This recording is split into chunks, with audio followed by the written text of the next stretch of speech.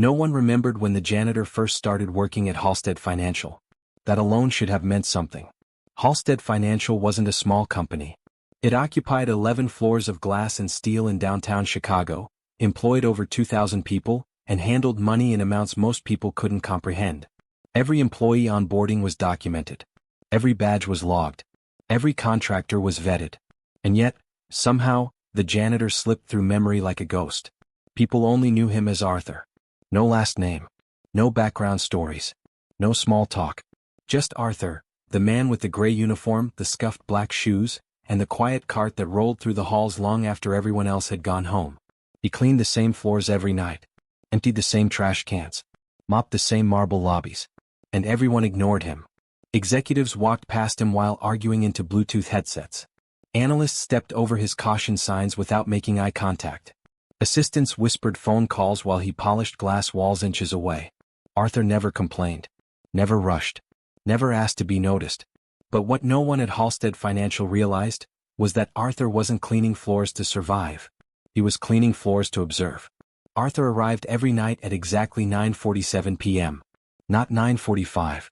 Not 9:50. Always 9:47. Security cameras captured him entering through the employee side door, swiping a badge that somehow always worked, though no one could ever remember issuing it. He nodded politely to guards who barely glanced up. He took the same elevator every night, the one that stopped on floors executives assumed no one accessed after hours. Floors with locked conference rooms, private offices, board-level meeting spaces. Arthur cleaned them all. And while he wiped tables and vacuumed carpets, he listened. Late-night phone calls, open laptops, forgotten documents. He memorized names, account numbers, patterns. Arthur had a habit that would have seemed strange if anyone had noticed. He always stopped for exactly 3 minutes outside the executive boardroom on the 11th floor. Every night, standing still, listening, as if waiting for something. To the people who did notice him, barely, Arthur was unremarkable. Late 50s, graying hair, calm eyes, soft voice, the kind of man your brain filters out to save space. But Arthur noticed everyone. He noticed which executives stayed late only on Thursdays, which assistants cried quietly in stairwells, which managers shredded documents instead of filing them. And he noticed something else too, something that had nothing to do with cleaning. Halstead Financial was bleeding money. Not openly, not on paper, but through patterns that didn't make sense. And Arthur knew patterns. Because decades earlier, long before he pushed a janitor's cart, Arthur had built something most people would never touch in their lifetime. An empire. 25 years earlier, Arthur Whitmore had been one of the youngest hedge fund founders in the country. A mathematical prodigy. A systems thinker. A man who could predict market behavior with terrifying accuracy. By 40 he was worth billions. Private jets. Oceanfront properties. Politicians returned his calls. And then, one morning, Arthur disappeared. No scandals. No arrests. No financial collapse. Just gone. His companies dissolved quietly. His name faded from headlines. His wealth vanished into structures so complex even forensic accountants couldn't trace them. People assumed he'd retired to an island. Or died. Or become a recluse. No one imagined he would one day be mopping floors in a building that didn't know who he was. Arthur didn't become a janitor because he needed money. He became a janitor because he needed clarity. Because somewhere along the way, after the billions, the power, the influence, Arthur had realized something unsettling. The higher you rise, the less truth you hear. People lie upward. They perform. But people tell the truth around those they believe don't matter. Janitors, drivers, service staff. Invisible people hear everything. And Arthur wanted to hear the truth again. The first person to ever really look at Arthur was a junior analyst named Maya Chin. Maya was new, overworked, exhausted. One night, she stayed late finishing a presentation that could decide her future at the company. At 11:13 p.m., Arthur quietly emptied the trash beside her desk. She startled. "Oh, sorry," she said quickly. "I didn't hear you." Arthur smiled. "It's all right. Most people don't." Something about that sentence stuck with her. Over the next few weeks, Maya noticed things others didn't. Arthur never rushed. Arthur read books during breaks, heavy ones. Arthur corrected a typo in a financial printout once. Casually, without explanation. She laughed it off at first. Until the night she overheard executives whispering about a deal that would ruin thousands of people financially. A deal Maya realized was illegal. She didn't know who to tell. So she told the janitor. And that was the first mistake Halstead Financial would ever make. Arthur listened quietly as Maya spoke. Didn't interrupt. Didn't react. When she finished, he simply said, "Do you have proof?" She nodded. Arthur paused. Then asked a question no janitor should have known to ask. "Is it documented internally, or hidden through subsidiaries?" Maya stared at him. "How do you?" Arthur smiled gently. "Experience." That night, for the first time in decades, Arthur Whitmore made a decision. He hadn't come to observe anymore. He had come to act. And Halstead Financial was about to learn that the man they never noticed was the most dangerous person in the building. Arthur Whitmore never stopped being wealthy. That was the illusion. When his name vanished from headlines 25 years earlier, people assumed the money vanished with it. But money like Arthur's doesn't disappear, it changes shape. And Arthur had reshaped his fortune into something invisible. While Halstead Financial tracked quarterly profits and executive bonuses, Arthur's wealth lived in quiet places. Long-term trusts managed by algorithms, not people. Offshore entities designed to outlive governments. Charitable foundations that moved capital legally, silently, endlessly. No signatures. No names. No vanity. Arthur didn't own skyscrapers anymore. He owned time. And time, he knew, was the most powerful currency of all. When Arthur took the janitor job at Halstead, he wasn't infiltrating blindly. He already knew the company. Not from public reports. Those were fiction. He knew Halstead because 15 years earlier, one of its founders had quietly pitched Arthur a groundbreaking investment opportunity. Arthur had declined. Not because it wasn't profitable, but because it was predatory. Halstead Financial made money by squeezing systems until something broke. Pensions, housing markets, retirement funds. They called it optimization. Arthur called it theft with a vocabulary. So when he later saw Halstead's logo appear again and again in regulatory loopholes and offshore filings, he felt something stir. Not anger. Recognition.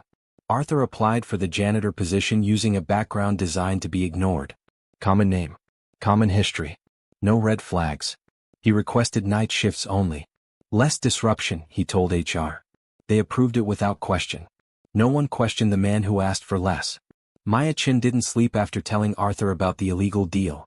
She expected panic. Questions. Maybe advice to report it anonymously. Instead, the next night Arthur approached her desk holding a coffee. Black. No sugar. "I thought you might need this," he said.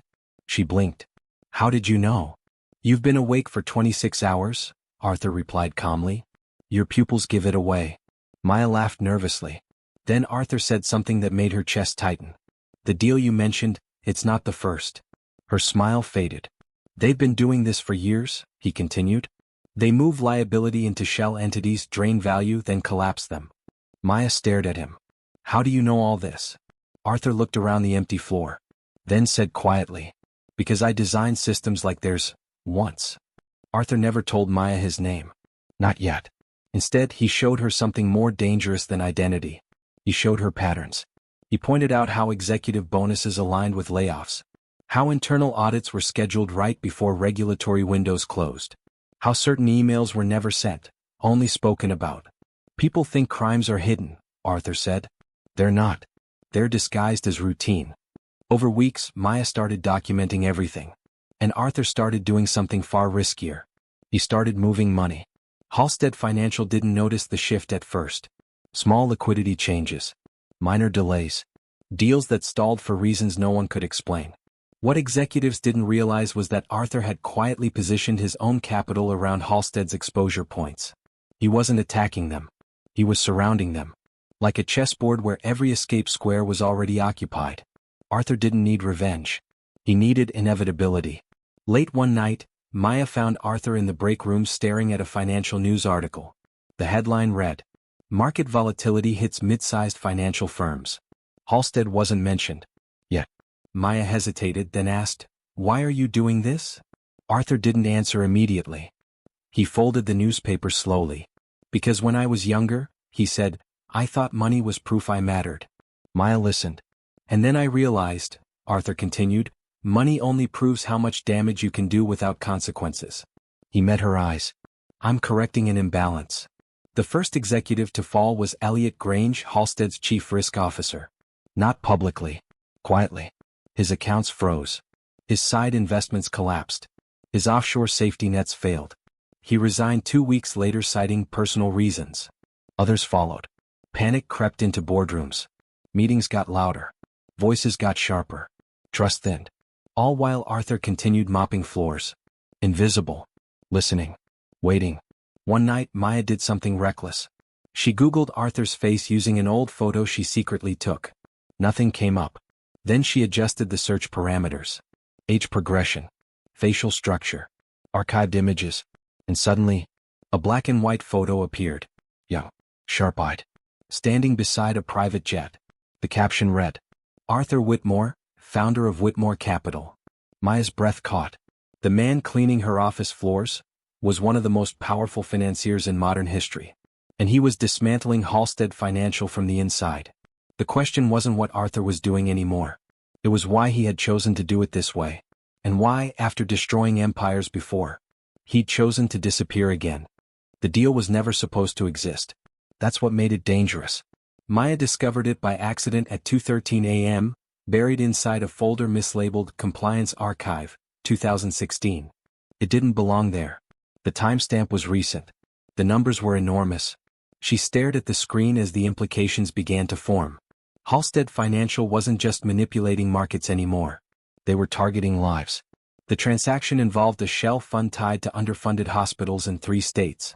Pension money. Emergency reserves. Funds that were legally protected, untouchable under normal circumstances. Except Halstead had found a way around that. They rerouted the capital through disaster relief exemptions, artificially triggering liquidity, emergencies, using internal forecasts they controlled. Hospitals would collapse. Services would shut down. People would die. And Halstead would profit from the fallout. Maya's hands trembled. This wasn't greed anymore. This was violence with spreadsheets. Arthur was polishing the hallway floors when Maya approached him. She didn't speak at first. She just handed him a printed document. Arthur read it once. Then again. Then he closed his eyes. For the first time since Maya had known him, Arthur Whitmore looked tired. Not angry. Not shocked. Tired. This is new, he said quietly. Maya swallowed. How bad is it? Arthur folded the paper carefully as if respecting it. This crosses a line, he replied. Even for them. Arthur had seen crimes dressed as innovation before. But this was different. Halstead wasn't exploiting systems anymore. They were engineering collapse. And collapse never stayed contained. Arthur walked to the window overlooking the city. So this is how they justify it now, he murmured. Call it market correction. Let reality clean up the mess. Maya whispered, we can report it. Arthur turned slowly. No, he said. One word. Final. Maya stiffened. No. If we report this, Arthur explained calmly, they'll stall, settle, and restructure. No one goes to prison. No one learns anything. She shook her head. People will get hurt. Arthur met her gaze. People are already getting hurt, he said. The only question is whether the ones responsible feel it too. That night, Arthur didn't go home. Instead, he went somewhere he hadn't been in decades. A private terminal outside the city, long forgotten, recently reopened under a trust name no one recognized. Within the hour, Arthur was on a jet. No assistants. No entourage. No announcements. Just a man returning to a world he'd sworn never to touch again. By morning, 3 things happened simultaneously. A regulatory agency received an anonymous tip containing irrefutable proof of Halstead's scheme, but only part of it. Enough to trigger scrutiny. Not enough to end it. A rival firm abruptly withdrew from a joint venture with Halstead, citing ethical incompatibility. A major liquidity provider quietly severed ties, citing risk reassessment. Halstead executives panicked. They didn't know why. But Arthur did. He had activated Phase 2. Inside Halstead's executive floor, meetings stretched into the early hours. CEO Jonathan Halstead himself slammed his fist on the table. Someone is moving against us, he snapped.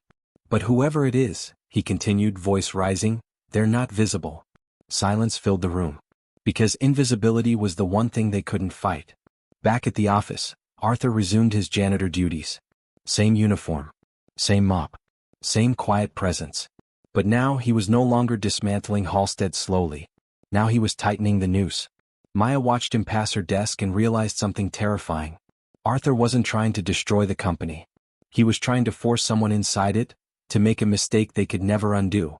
That mistake came sooner than expected. 2 nights later, Maya received an encrypted message. Not from Arthur. From someone higher up. "We know you've been looking. Meet me tonight. Alone." Her heart pounded. She looked around the empty office. Arthur was down the hall, cleaning as always. But for the first time since she met him, Maya realized she might be the one in danger. And Arthur might be the only reason she survives what comes next. The message replayed in Maya's mind as the elevator descended. "Meet me tonight. Alone." No sender name. No number. Just coordinates and a time. 11:47 p.m. Parking level C. She told herself it was a mistake to go. She went anyway. The parking garage was nearly empty, lit by flickering fluorescent lights that hummed like insects trapped in glass. Her footsteps echoed louder than they should have. She reached the marked column. Waited. Every second stretched. Then. "He's using you." The voice came from behind. Maya spun around. A woman stepped out of the shadows, tall, sharply dressed, calm in a way that didn't belong in places like this. Evelyn Cross, Chief Legal Officer of Halstead Financial. One of the most powerful people in the building. "You shouldn't be here," Maya said, trying to steady her voice. Evelyn smiled slightly. "Neither should you." She walked closer, heels clicking softly. "You're smart," Evelyn continued. "That's why this worries me." Maya said nothing. Evelyn leaned against a concrete pillar. "Arthur Whitmore." Maya's breath caught. Evelyn watched her reaction carefully. "There it is," she said quietly. "That pause. That look." Maya whispered, "You're wrong." Evelyn shook her head. "No, I'm late." Evelyn explained everything with surgical calm. Arthur wasn't just a janitor. He wasn't just a whistleblower. "He's a ghost," she said. "A man who erased himself after tearing half the financial world apart." Maya's stomach twisted. "You think he's protecting you?" Evelyn continued. "But people like him don't protect. They use. They aim. And when it's over, they disappear again." Maya clenched her fists. "Why tell me this?" Evelyn's eyes hardened. "Because if this continues," she said, "Halstead will burn. And when it does, it won't be executives who suffer first." She stepped closer. "It will be analysts, assistants, janitors." Maya swallowed. Evelyn lowered her voice. "Help me stop him." At that exact moment, Arthur Whitmore stood at the end of the garage ramp. Watching. Listening. He hadn't followed Maya. He had anticipated her. And now he saw the truth he feared most. Evelyn Cross wasn't trying to save Halstead. She was trying to control the blast radius. Arthur retreated silently. Back into shadow. Back into invisibility. But his jaw tightened. Because Evelyn had just crossed a line she didn't understand. The next morning, Arthur arrived early. Too early. He accessed a terminal no one noticed him using, because no one ever noticed him. He typed slowly. Carefully. He rerouted pressure. Shifted leverage. Exposed fractures. And then he did something he hadn't done in 17 years. He made himself visible. At 10:03 a.m., Halstead's internal compliance system flagged a catastrophic risk event. Not a leak. Not an investigation. A conflict of interest declaration, submitted by Evelyn Cross herself. It included undisclosed offshore holdings, private equity ties to the shell funds, personal financial gain from the hospital collapse. The evidence was airtight. Because Arthur had helped her build it, years ago. Before he vanished. Evelyn was escorted out of the building by noon. She didn't resist. She didn't panic. She looked betrayed. As the elevator doors closed, her eyes locked on Arthur Whitmore mopping the lobby floor. Recognition flickered. Fear followed. Maya found Arthur later that afternoon. "You set her up," she said quietly. Arthur nodded. "She set herself up.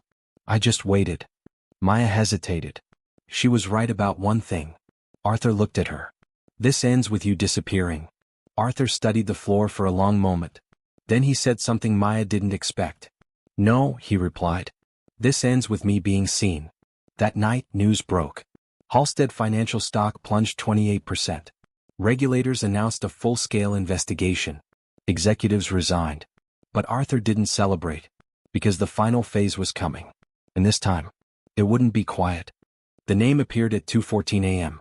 Not on the news. Not in the filings. Not in any document meant for public eyes. It surfaced in a sealed federal archive, accessed by a terrified compliance officer who didn't yet understand what she'd uncovered. Arthur Whitmore, former identity, Elias Crow. Status, presumed dead. Halstead's executive board assembled before sunrise. No assistants.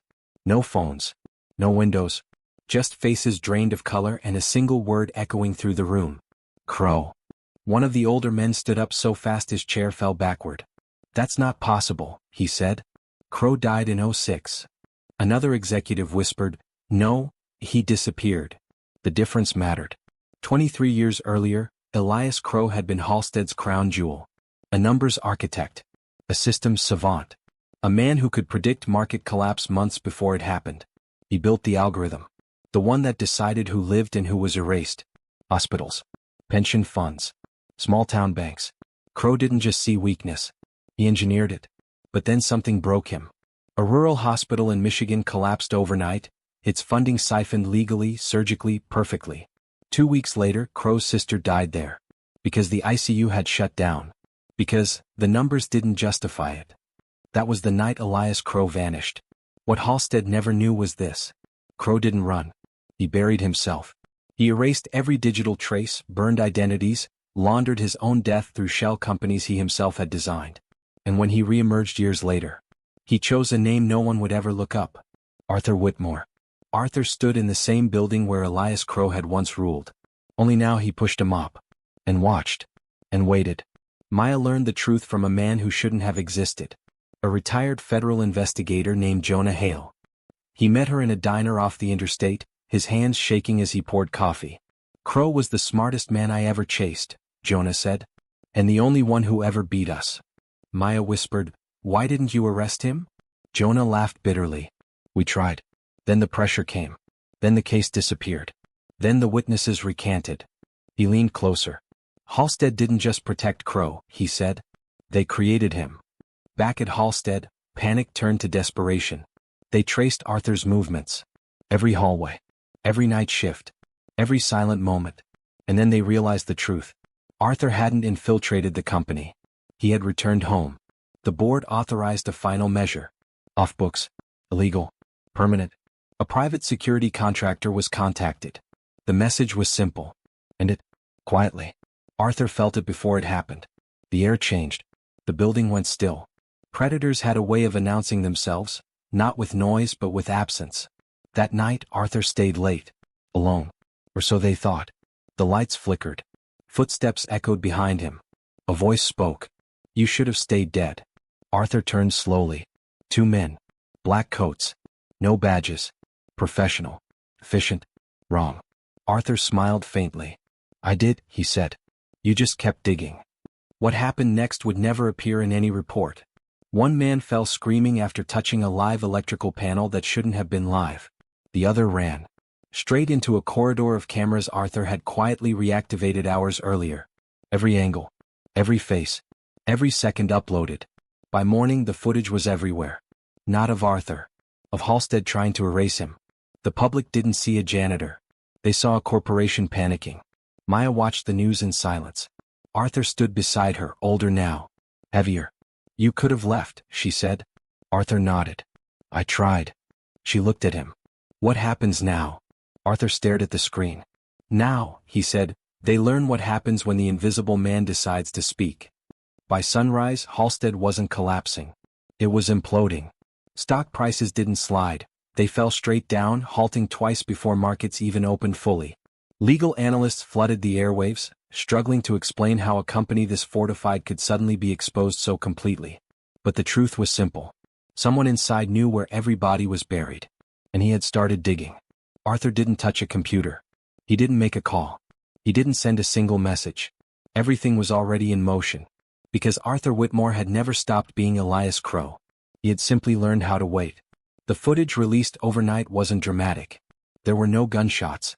No screaming executives. No masked intruders. Just quiet, undeniable proof. A kill order authorization tied to Halstead's private security fund, internal emails approving asset neutralization, a budget lines labeled containment resolution, and timestamps showing the board moved to silence a janitor within hours of his identity being flagged. The public didn't need more. The silence spoke for itself. By mid-morning, 3 executives resigned. By noon, 2 more were missing. By evening, one was found unconscious in a hotel room, surrounded by shredded documents and an empty bottle of sleeping pills. Halstead's empire wasn't being attacked. It was eating itself alive. Maya watched it unfold from Arthur's apartment. Not a penthouse. Not a fortress. A modest place overlooking a laundromat and a bus stop. "This was all you?" she asked. Arthur shook his head. "No," he said quietly. "This was always them." She finally asked the question that had been building since the diner. "Are you a billionaire?" Arthur exhaled slowly. "I was," he said. "On paper. On screens. In systems I designed." He turned to her. "And I destroyed every dollar of it." Years earlier, while the world thought Elias Crow was dead, Arthur had been dismantling himself. Liquidating assets. Breaking trust. Triggering automated donations disguised as accounting errors. Hospitals rebuilt themselves without knowing why. Small banks recovered. Scholarships appeared overnight. Entire towns stabilized. No headlines. No credit. Just numbers correcting themselves. "Why?" Maya asked. Arthur looked away. "Because wealth that comes from erasing people," he said, "never really belongs to you." Halstead tried one last move. A press conference. A denial. A carefully worded statement blaming a rogue former contractor. Arthur watched it on mute. "They'll never stop," Maya said. Arthur nodded. "I know." He stood, walked to a locked cabinet and removed a thin black folder. Inside were documents no one knew existed. The failsafe. Elias Crow's final algorithm. Not a weapon. A mirror. At precisely 9 p.m. it went live. Across dozens of financial systems. Legal networks. Government oversight tools. The algorithm didn't accuse. It revealed. It mapped cause to consequence. Every hospital closure tied to profit extraction.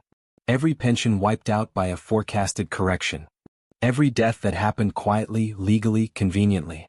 Names appeared. Connections lit up. And for the first time, the public saw the true cost of invisible decisions. Panic followed. Congressional hearings were announced within hours.